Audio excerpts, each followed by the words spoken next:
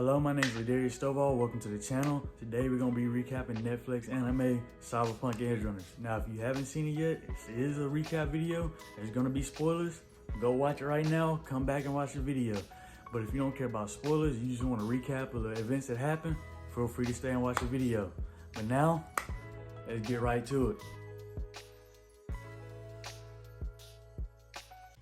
You start off episode 1 with the cyber psycho flashback / VR type thing, but you can see that you're already in for a ride with this wild, violent, but vibrant anime that is Cyberpunk Edgerunners.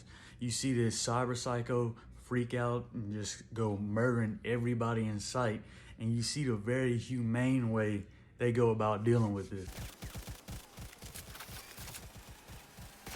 We then see the VR simulation end, and we wake up to see David Martinez, who's going to be our main character in this story, playing the VR headset. David's mom, Gloria Martinez, is an ER medic that works long hours to provide for David's schooling and his housing. David often sees his mom struggling, and he wants to work hard in school, get good grades, and provide for his family in the long run. So with David seeing his mom struggling with money, with the house, and her long hours, David often tries to find shortcuts to get what he needs for schooling. Counting on you, Doc. However, this method ends up backfiring on him by costing him even more money in the long run by shutting down the whole school system. His principal even suggested to find different schooling if he couldn't afford or fit in at this school. You can tell what the principal said struck a chord with David, because on the car ride back home, he talks to his mom and says, hey, maybe I do need to drop out.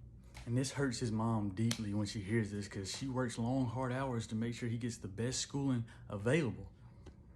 And this means even if she has to go to extreme lengths to get the money she needs for David to get to the school, she's gonna do it. Because she wants to see her son at the top of Arasaka Tower.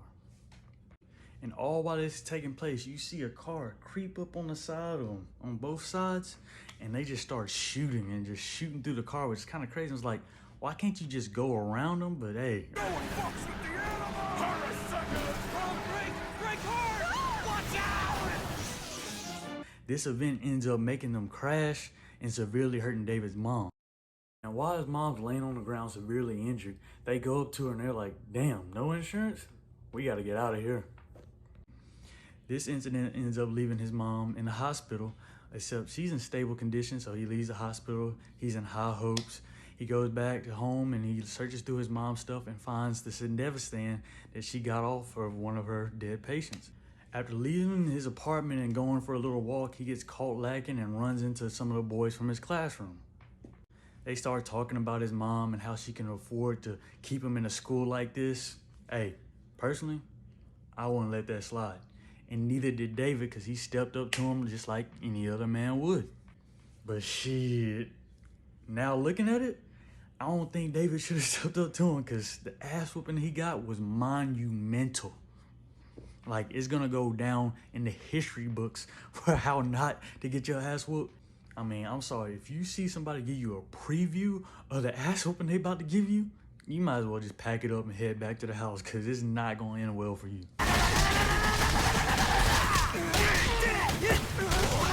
And right now we see David at rock bottom. He's in the trash after just getting dealt with accordingly. He gets a call. He goes back to the hospital and sees that his mom's vitals nosedived, and she did unfortunately pass away.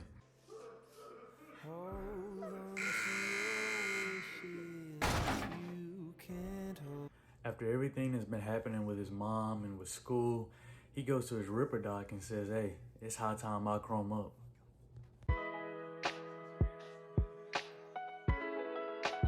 So David gets the Sendevastan implanted in his back with no numbing medication or anything, just something to bite down on.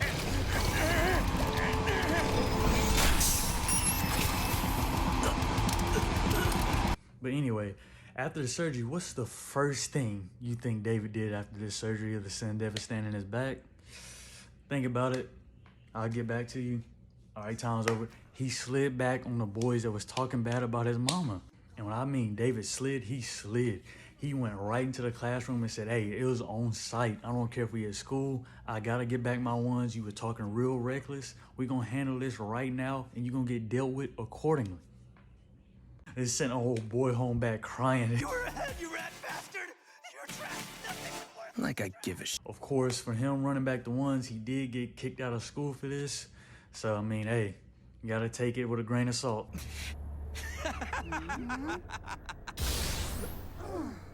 So after all this is taking place, David goes out into a town for a little walk, and he crosses paths with somebody that would change his future forever, Lucy.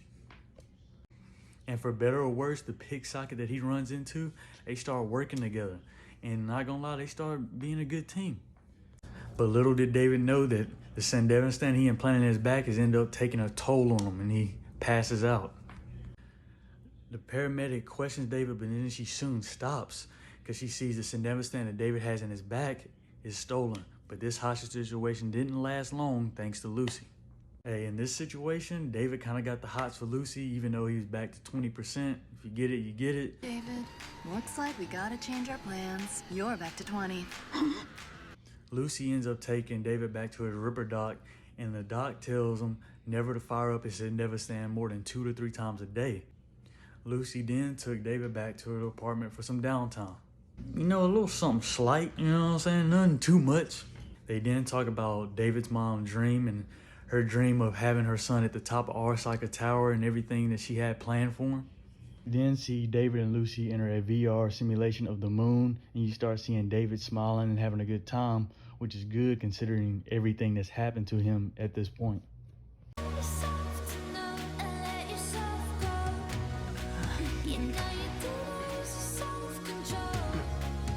However, this happiness is short-lived as the simulation ends and David wakes up to some unfamiliar faces. You fell over the edge, punk.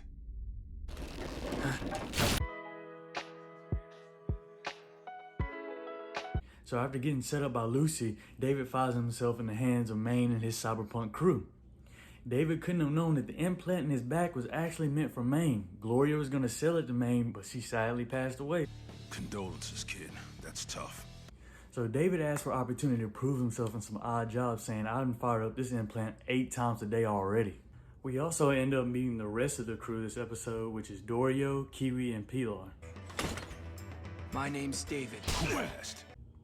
Maine finally calls him, and David's first job is to steal data from an Arasaka bodyguard. However, the job quickly goes left, and they end up having to steal the whole car instead of just the data. Show me. You got what it takes. This little hiccup results in a chase going on to the highway, but other than that, it was an overall success. The crew was impressed by David's performance on the last job, so they did end up welcoming him into the crew.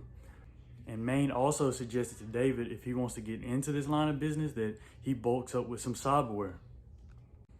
And after the job, you finally get the first look at Faraday, and you can see just as he pulls up that he just moves different. He controls the room when he gets in there, and you can already tell that this guy's gonna be bad news. So after all is said and done, we end off the episode on a good note by meeting everybody's favorite girl, Rebecca. I'm Rebecca. This carbonated? We start off this episode with David being a delivery boy and delivering some packages for Pilar. He also starts working out more to be able to make more modifications to his body later on. I ain't weak if that's what you're getting at. We end up seeing how fast things can go from good to bad in Night City, because while Pilar was walking out with his crew, he ends up going over there to mess with a man who happens to be a cyber psycho, and this does not end well for Pilar.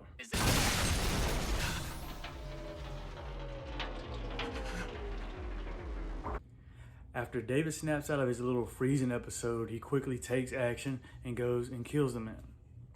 So after this happens and they successfully kill the cyber psycho, David takes Lucy to the Ripper dock, then back to her apartment. And this is where he promises to take her to the moon.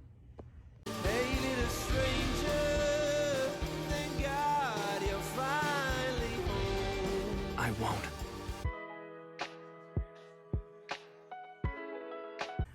They start off planning a heist to capture Jimmy Kurosaki to then set up Mr. Tanaka, who has Arasaka data in his chip.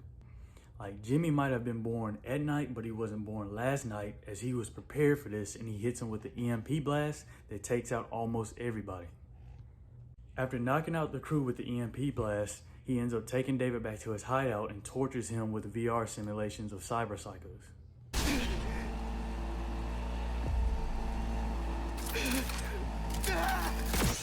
Jimmy eventually tells David that all the modifications that he's putting in his body will eventually ruin his brain and he will end up like the cyber psychos in the VR simulations. I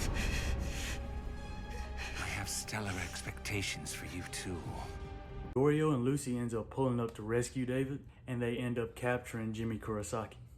So, with the first phase of the plan in motion, they go to the second phase, with setting up Mr. Tanaka. But just like Jimmy, Mr. Tanaka was ready for this and he goes to his last resort and ends up shooting up the whole place, but Jimmy ends up getting hit in the process. This ends up alerting Jimmy's trauma team, so they had to book it right out of there, but not before Jimmy had to hit him with one last mental image.